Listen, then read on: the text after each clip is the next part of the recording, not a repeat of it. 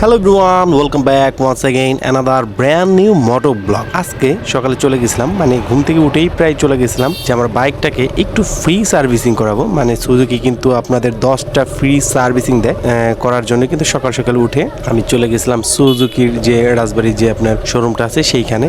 যে আমার বাইকটা তারা বলছে যে আগের দিন গেছিলাম, বললো যে ভাই পরের দিন সকালে আসেন, ভালো করে সকাল সকালে চলে আসেন, ফার্স্টে আপনারটা ধরেই সার্ভিসিং করে দিব। সো আমি 10টার মধ্যেই বাসা থেকে বের হয়ে যাই আমার বাইকটাকে সার্ভিসিং করাবো। যেহেতু ফ্রি সার্ভিসিং, যাই হোক যেটুকুই করুক, মোটামুটি একটু ক্লিন করে দিলেও বাইকটা একটু ভালো থাকবে। সো যাচ্ছিলাম, কিন্তু সকাল সকালে কিন্তু কত সুন্দর একটা মিষ্টি রোদ, বাট দেখেন এই সকাল সকাল কিন্তু অনেক ভিড়, যানজট কিন্তু টুকটাক আছে। সো আমি যাচ্ছিলাম হলো আপনার এই পাশের গেট দিয়ে, বাট এক নম্বরে হয়তো আমার গাড়ির এখন পেপার হয়নি, যে কোনো মুহূর্তে পুলিশ ধরলে একটা মামলা টামলা খেয়ে যেতে পারি।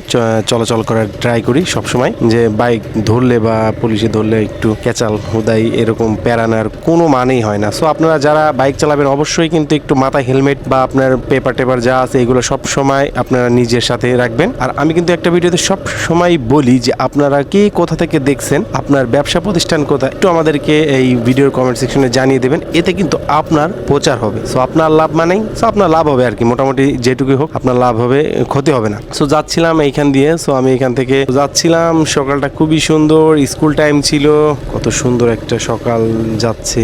আর সকালবেলার ভোরটা মানে সকালবেলা কিন্তু খুবই ভালো লাগে। দেখেন ভিউটা কত সুন্দর আসছে, আমাদের প্রিয় পান্না চত্বর এর যে আপনার মোড়টা, এখানে আপনার ভিউটা আসছে কতটা সুন্দর। মক্তব মোড় পার হচ্ছে এখন, দেখেন যাচ্ছি সবখানেই। কিন্তু এখন কিন্তু আরেকটা জিনিস দেখলাম, আমাদের রাজবাড়ির যে গাছপালাগুলো আছে, গাছের মাঝখান দিয়ে যে গাছগুলো, এটা প্রত্যেকটাই কিন্তু এখন পুরা ব্যানারে ভর্তি। সো এইগুলা প্রশাসন দৃষ্টি আকর্ষণ করি সবসময় যেন এইগুলো যেন অপসারণ করে।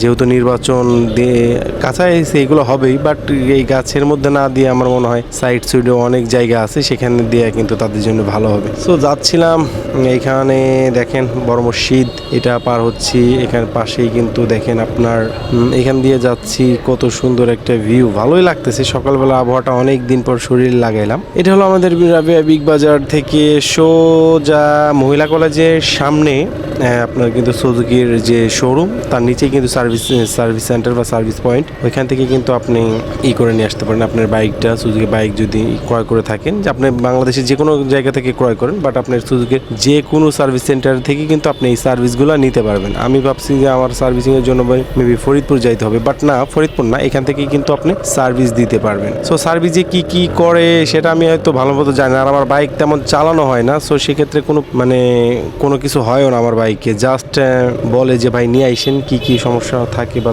না থাকে এগুলো একটু দেখ। বাট আমার বিশ্বাস করেন আমার বাইকে কোনো রকমের কোনো সমস্যা নাই, জাস্ট ওরা দেখে বলবে। সো নেক্সট কোনো ভিডিওতে আবার দেখা হবে, ততক্ষণ